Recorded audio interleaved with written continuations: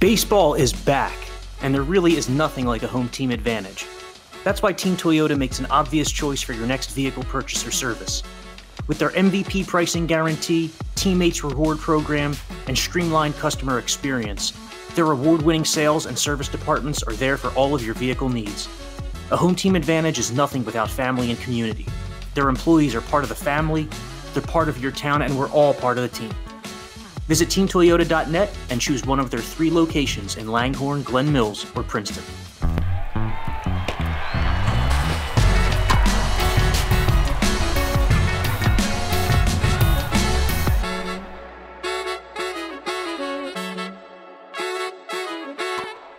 Hello, everybody, and welcome to the Phillies Talk Podcast, presented by Team Toyota. I'm Corey Seibin, he's Ricky Batalico.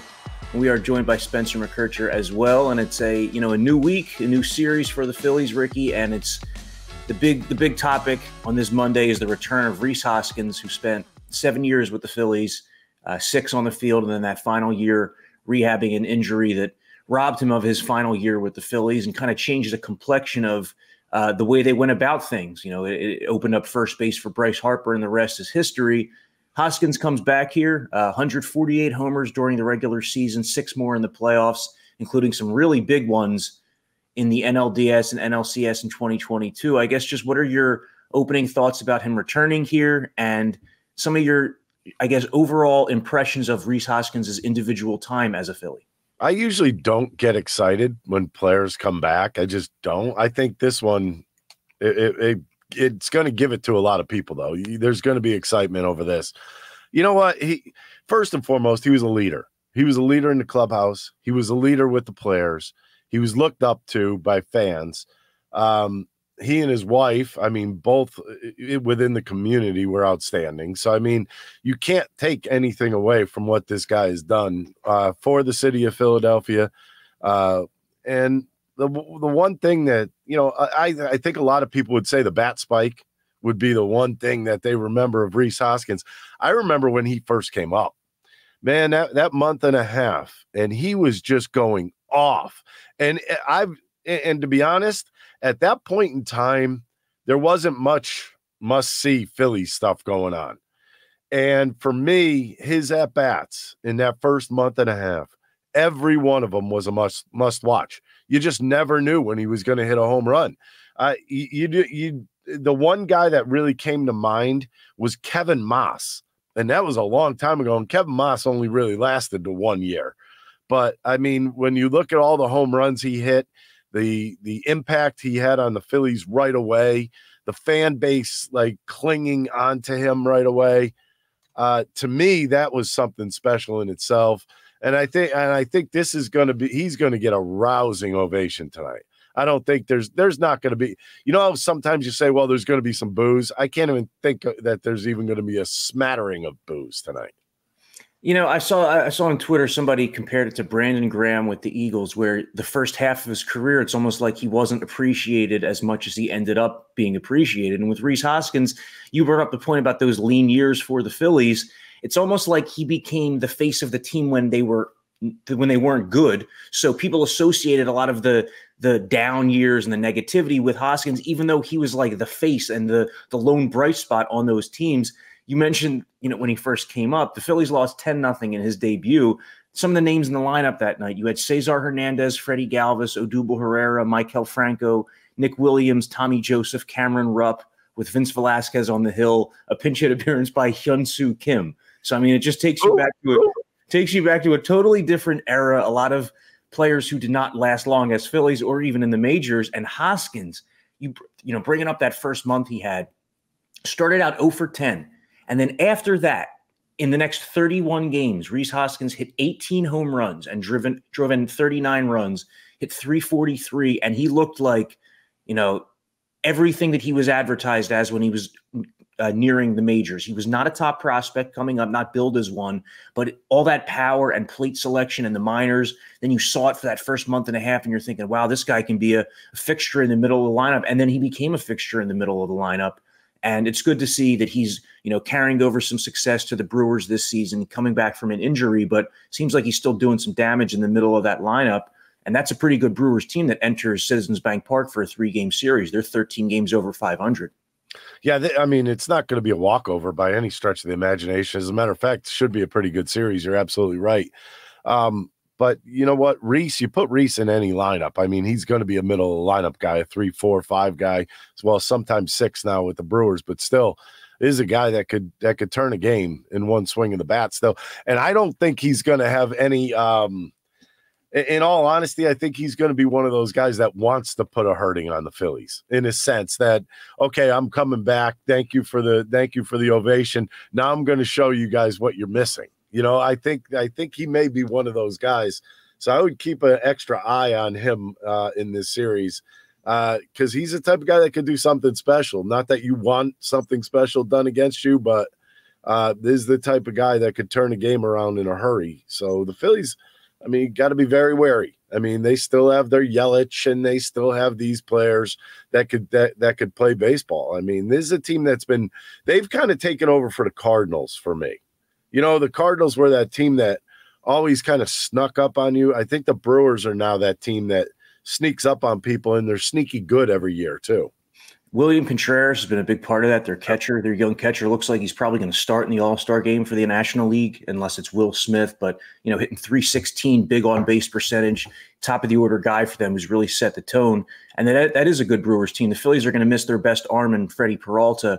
He pitched on Sunday, but still it's the best team that the Phillies have faced in quite a while. And this is an unusual week, Ricky, with, the 2 off days and then the series in London, that 2-game series in London. I hear you're pretty big over in the UK. Yeah, but that's why they won't send me over there. They don't. There's a Ricky Bo fan club in the UK. I hear there may be now. I don't know, but they're going to be a little disappointed because I'm not going to make my way over there. I know you are going. Yeah, I'll be there.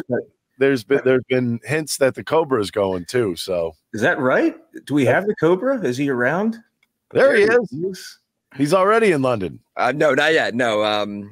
Yeah, looking forward to it. Leaving Tuesday, heading over there with my good buddy Corey Simon and our good buddy Taryn Hatcher.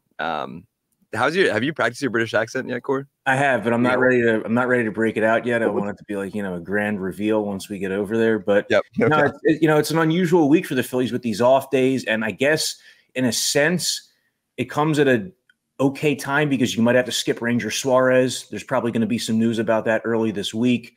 That was a scary situation the other night, but I think we're all kind of breathing a sigh of relief, as is the entire Delaware Valley, because that would have been like the worst thing for a guy to be derailed after this like legendary start to his season. But a couple little nicks and bruises over the weekend between Suarez and then Brandon Marsh last night. Yeah, this is going to happen during the season. Ranger.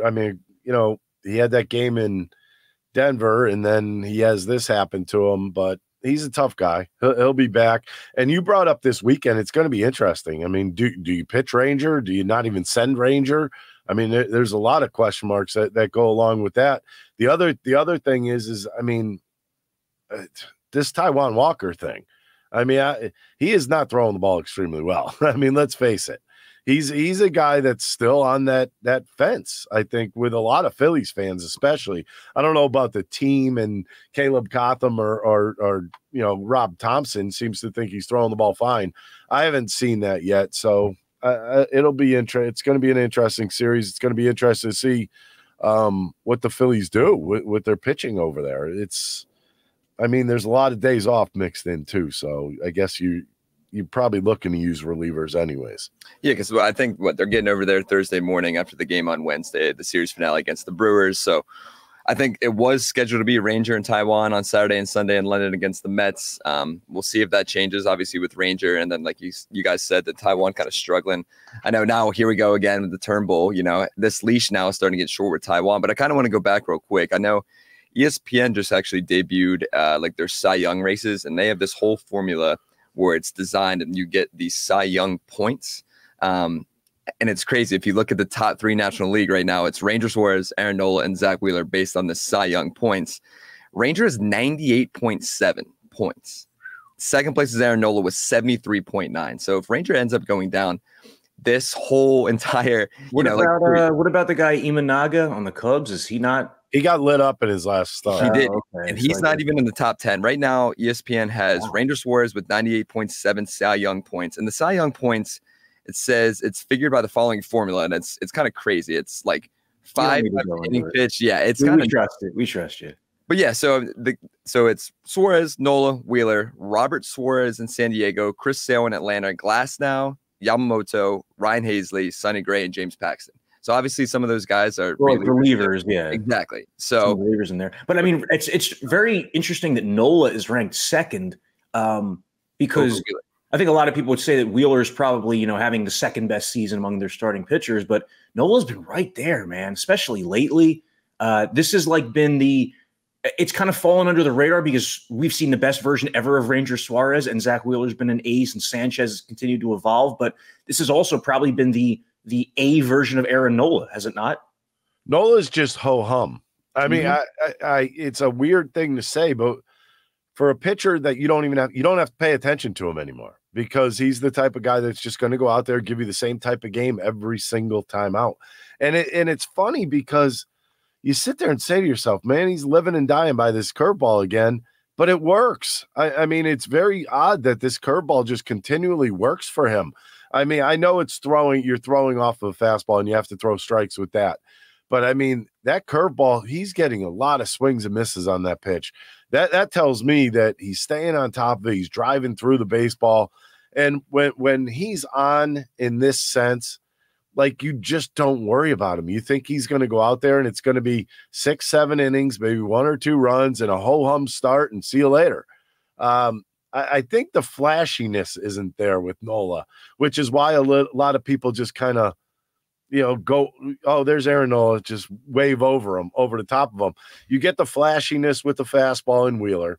You get Rangers just charisma out on the mound. It takes over his starts. And then there's Aaron Nola. I'm just going to go out and pitch every 5th day, do my job, ho-hum. That's what I feel like when Aaron Nola pitches is, oh, here it comes, ho-hum start, 6 innings, 1 run. Okay, good job, Aaron. He's never going to get that publicity that everybody else gets. Yeah, and that's fine because he's not that kind of guy. But opening day he allowed 7 runs in 4 1/3 inning. Yep. Since then, a 2.47 ERA and a .93 WHIP in his last 11 starts, which those are Zach Wheeler-like, ace-like, Cy Young-like numbers, and it's pretty incredible that's like the 3rd best pitcher in the Phillies rotation right now. About it. And it's crazy because, I think, Ricky, you said on pregame the other day on Friday when Aaron was getting ready to pitch, he's going to go out there and just give you exactly what you need. 7 innings, 2 or 3 runs allowed, but he'll finish with 7-8 Ks. That's all you need. But Core, I think let's go back to just the Taijuan Walker, rotation thing. This leash has been getting there. And obviously even yesterday, the home run to Burleson, that was 88, 90, straight down the middle. The velocity's there. Obviously, he's thrown over 1,000 innings in his career. How short is this leash now? And, I've seen people already kind of protest and bring Spencer Turnbull back. But how short now is this leash for Taijuan after struggling these last I'm surprised they're not saying bring Spencer Howard back after that performance with the Giants. But no. Well, first off, the Ranger Suarez thing, it plays a role because if Suarez misses a start, if he's set back a few days, we don't know the answer to that as of Monday morning. We'll hope to find something out from the Phillies here Monday or Tuesday in regard to Suarez's status for his next start. But that obviously factors in because Turnbull would be the next man up. The more you look at the situation, though, I think we got to be realistic about it. So I think the easiest thing is to look at it and say, okay, Taijuan Walker is not performing right now. Take him out of the rotation. But let's be realistic, right? The Phillies are up 6.5 games on the Braves. They're going to win like 105 games, right? It would be surprising if the Phillies did not win 100 games at this point, right? They look like they're going to comfortably make the playoffs. And based on the Braves losing their 2 best players for the season, as of now, the Phillies would be highly favored in the National League East as well. So you're not pitching that Taijuan Walker piece in the playoffs anyway. So really, it's just a conversation about like 16 more starts in the regular season, and it's a conversation of Walker versus Turnbull if everybody's healthy, and you're talking about maybe a difference of a run over 5 innings once a week. I don't think it's nearly as big a topic as people are making it out to be, especially in light of the fact he still owed Taijuan Walker $45 million. It's clear that his stuff is not there right now, but when you just think about it from like a big picture perspective, I don't think it serves them much if they move him into the bullpen into like a totally meaningless role where it doesn't seem like he'd be able to thrive. I mean, Ricky, have you seen anything about Taijuan Walker the last 2 years that tells you he would succeed in the bullpen? No.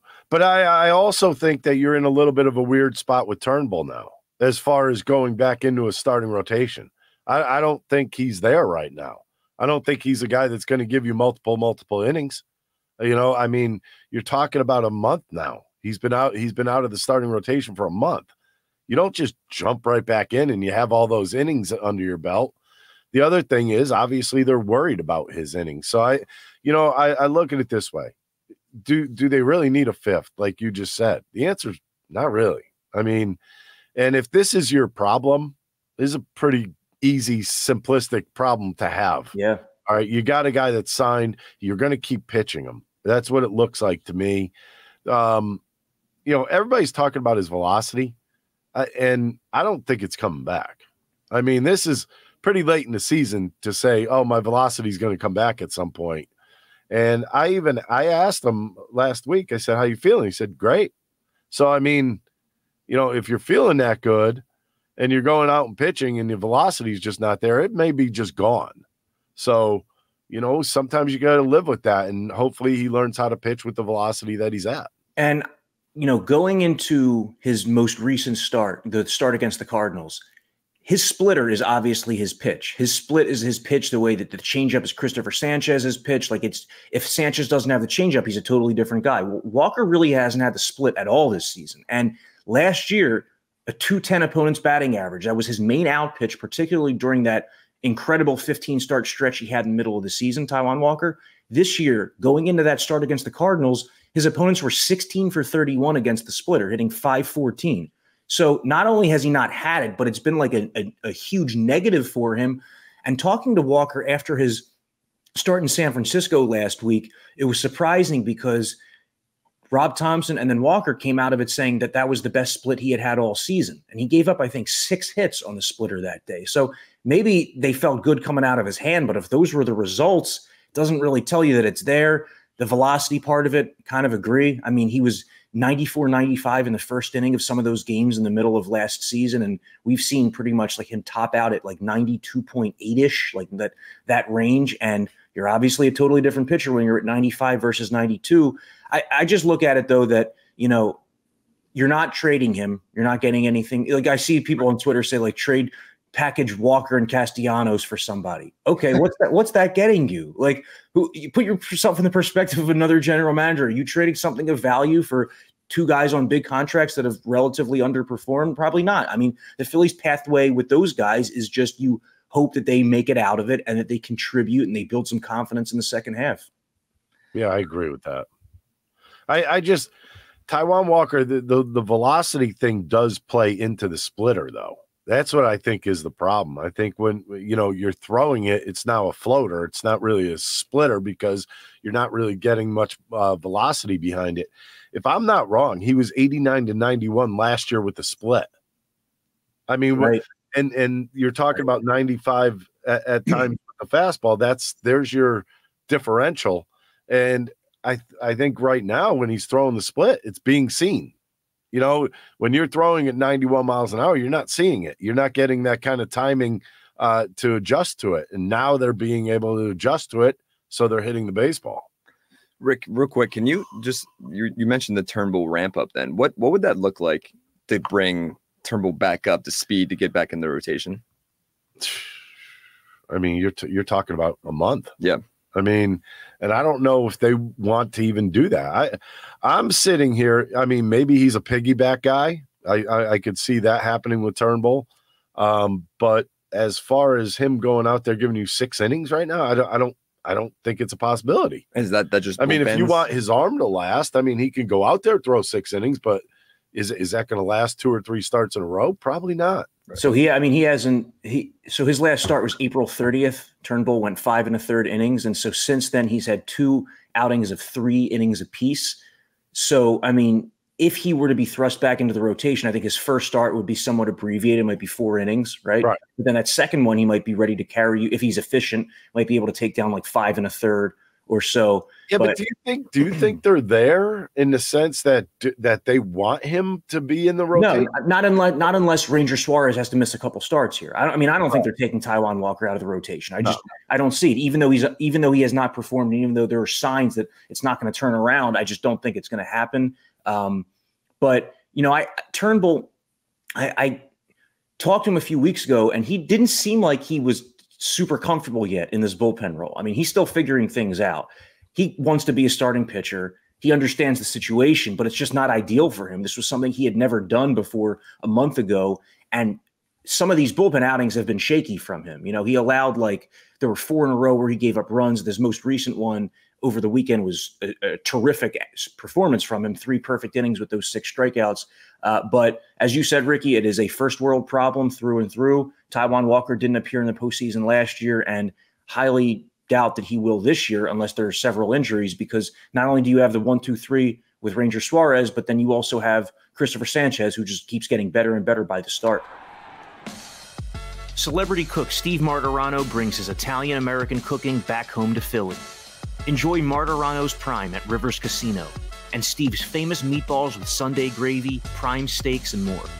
Make reservations for Martirano's Prime on OpenTable. All right, yeah, so I guess now let's just talk about last night. Kind of a scary moment. I was actually at the game as a fan last night. First time as a fan this season. Shout out to Sunday Night Baseball. Shout out to some of the guys on the digital team for holding down the fort over the weekend. But when I saw Marsh round second, I immediately thought knee. Then I guess the broadcast came out and said hamstring, and then the Phillies confirmed hamstring. But it didn't look great at first. My heart sunk to my gut when it happened. But I guess if it's similar to Trey Turner, I guess we'll find out more in the coming days here. But if they're without Brandon Marsh for 4 to 6 weeks here, I know there's been talks that there was rumors of the Phillies are in need, or not in need, but in talks maybe to try to get an outfielder come trade deadline. Now, I don't know if this, speeds up that process, but there's a guy in AAA right now, big league before with the Colorado Rockies, David Dahl. He's batting .321 over this season. He's been playing pretty well in AAA. Do you think we'll see David Dahl being brought up? It's funny, I've seen people kind of compare him and Jake Cave to Jake Cave's numbers in AAA in 2023. Cave was batting .344 at this point in the season last year in AAA when he was given his opportunities down there. So is there a chance that we see David Dahl being brought up here with Brandon Marsh's potential injury? Yeah, I think so. I mean, first off, I think Marsh is going to miss a couple weeks here. Wouldn't you think so, Ricky? A strained hamstring for an outfielder?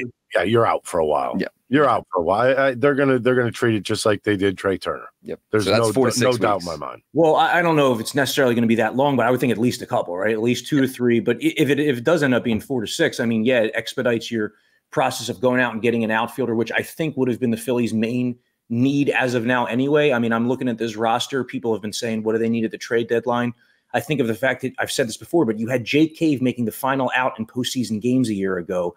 You can't have a similar player in that spot with this roster. Like, you need at least one more bat to give yourself flexibility and, comfort if somebody goes down, more depth. But David Dahl, I get these emails every night after the AAA game ends, and it seems like every night the headline and the subject from the Iron Pigs is David Dahl hits 2-run homer. David Dahl hits walk-off homer. The guy's hitting .340 this year. I remember talking to him in spring training just about the fact that he's produced at AAA 3 years in a row now in like 5 different organizations, but just has not gotten the opportunity. Now the opportunity is going to be there if Marsh misses several weeks, because Dahl is a left-handed hitting outfielder who would be replacing a left-handed hitting outfielder. Right. Makes a lot of sense. Although, watch out for Kingme. He's been playing well down there, by the way. He had a 2-home-run game the other night. Yeah, I don't think that's the answer, but I think you're right. I think Dahl's going to be the answer. Guys, I've seen a lot of headlines too. You put in Lehigh Valley Iron Pigs, everything comes up. It's all Dahl. So it's not surprising, but I mean, it is the same thing as Jake Cave. Is that your answer? Do you want Dahl being up in a big situation come playoff time? I mean, we know it's only going to be probably a month, a little bit over a month for Marsh probably. So I mean, it's a good time of year to get him up here and maybe see what he could do. I mean, it is June.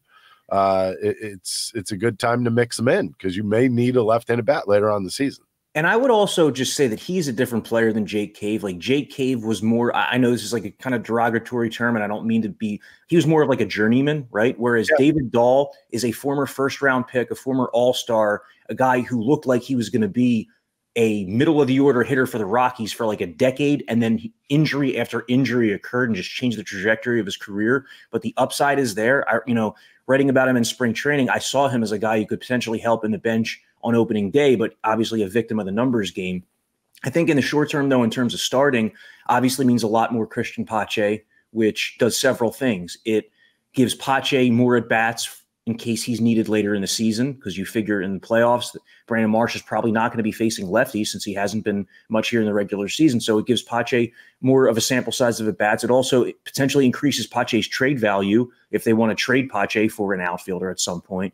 But Brandon Marsh was a big piece of this offense. He walks a lot, does damage against righties, and he's just seemed to bail them out of a lot of situations over the last year on nights when the offense was cold. So it stinks to see a guy like that go down, but he's going to be, I'm sure he's going to do everything he can to get back as quickly as possible, knowing him, and that he's going to be around causing havoc in the clubhouse and in the dugout. So well, I know it kind of stinks. Everyone's like, oh, well, okay. Like Marsh and Ricky even just said it, just like, oh, he's out for a month. It's like, well, that's kind of a big deal. That's a long time for a guy that's been your 5-hole hitter over the last few weeks, and producing runs, hitting the ball well.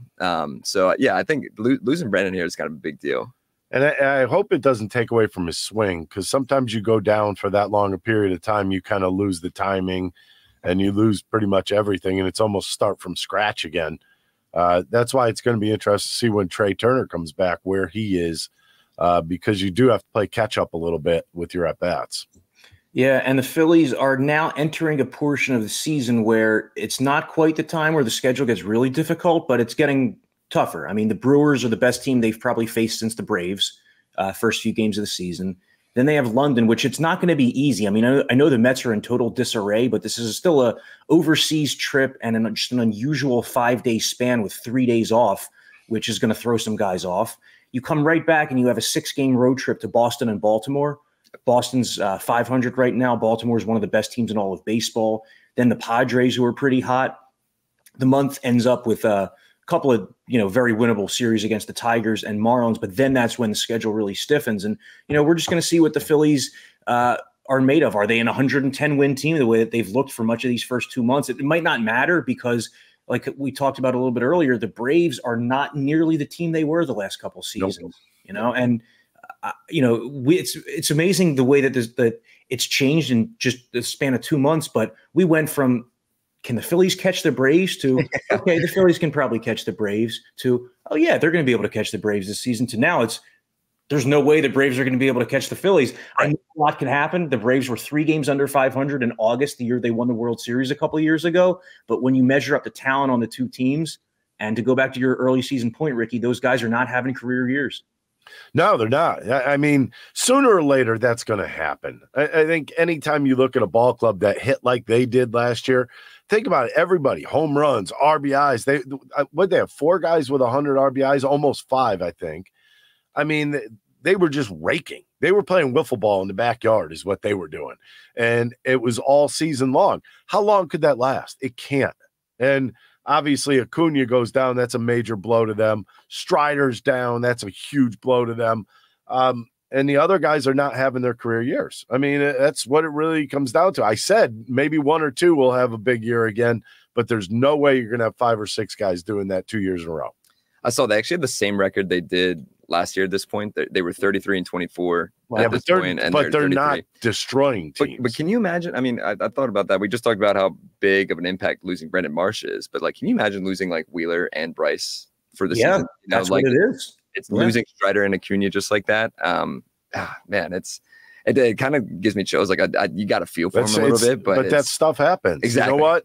We were down Bryce a couple years ago, right? For sure. Or we had a half a Bryce with the elbow. Yep. So, and it also to me, it's just I know this is not a tangible thing, but there's when things are too good to be true, they're not. And Acuna last year you should look at his year-by-year strikeout rate, right? It's like 25%, 28%, 27%. Last year was 11%, right, in his career year. Then it spikes back up to 29% this year. Strider throwing 103 miles per hour and all this stuff. It's almost like it's a matter of time when guys are going like balls to the wall for that long, for multiple seasons in a row and making the playoffs.